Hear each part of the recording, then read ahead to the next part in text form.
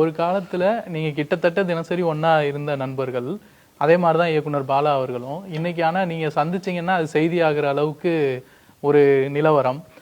வாழ்க்கை வந்து இப்படிதான் போகுமா? இப்படிதானே சார் போகும். எப்பொழுதுமே ஒரு மனிதன் வந்து ஒரு மனிதன் உயரத்துக்கு வர்றான்னா, மேலே ஏறுறான்னா, அவன் ஃபஸ்ட்டு 2 பேரை பக்கத்தில் வச்சுக்க விரும்புகிறதே இல்லை. எல்லா மனிதர்களும், பெரும்பான்மையான மனிதர்கள், எல்லா மனிதர்களும் வேணாம், பெரும்பான்மையான மனிதர்கள் ஒரு உச்சநிலைக்கு வரும் பொழுது தான் கீழே இருக்கும்போது கூட இருந்தவனை தள்ளி வைக்க ஆசைப்பட்றான். ஏன்னா அவனுக்கு தான் இன்னும் நோட்டு தெரியும். அந்த உயர்ந்தவனுடைய வளர்ந்தவனுடைய நிறை குறை எல்லாமே தெரியும். அதனால் அப்புறம் ரெண்டாவது, அவனுக்கும் இவன் உயர உயர இவனை எப்படி அணுகிறதுன்னு தெரியாது. அந்த சிக்கல் வந்துடுது. அந்த சிக்கல் வரும்போது அவனுக்கும் குழப்பமாயிருது, இவங்களுக்கும் அவனை எப்படி நடத்துறதுன்றது குழப்பமாயிருது. ஒரு மனிதன் மேலே வர வர வர புதிய நண்பர்கள் வர ஆரம்பிச்சிடுறாங்க.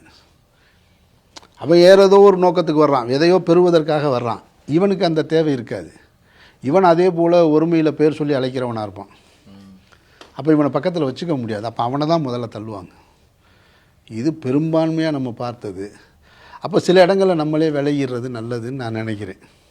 இப்போ அண்ணன் சீமானும் நானும் சிறைக்கு போகும்போது சிறையில் என்னவாக இருந்தோம், அண்ணன் சீமான் அவர்கள் உதவி இயக்குனராக இருக்கும்போது எனக்கும் அவருக்கு நடந்த நட்பு என்ன, நாங்கள் 2 பேரும் எப்படி பழகிக்கிட்டோம், சிறைக்கு போகிறதுக்கு முன்னால் எப்படி இருந்தோம், இப்போ என்னவாக இருக்குன்றது புதுசாக சேர்ந்த நாம் தமிழர் உறுப்பினருக்கு தெரியாது. அந்த காலகட்டத்தில் அமீர் சீமான் தான் இரட்டர்கள் மாதிரி தான் செய்தியிலே ஒரு இப்பவும் சொல்கிறேன். நான் நேற்று கூட பேசினார்.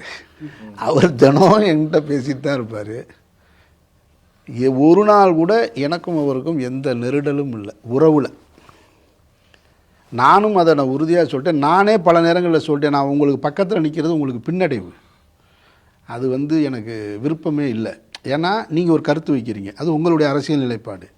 உங்களுக்கு பெரியார் தேவையற்றவராக இருக்கலாம், எனக்கு தேவை. எனக்கு பெரியாரும் தேவை, அயோத்திதாச பண்டிதரும் தேவை, எனக்கு பிரபாகரனும் தேவை, எனக்கு அண்ணாவும் தேவை, எனக்கு கலைஞரும் தேவை. நான் அப்படி தான் விரும்புகிறேன். எனக்கு காகித மில்லத்தும் வேணும்.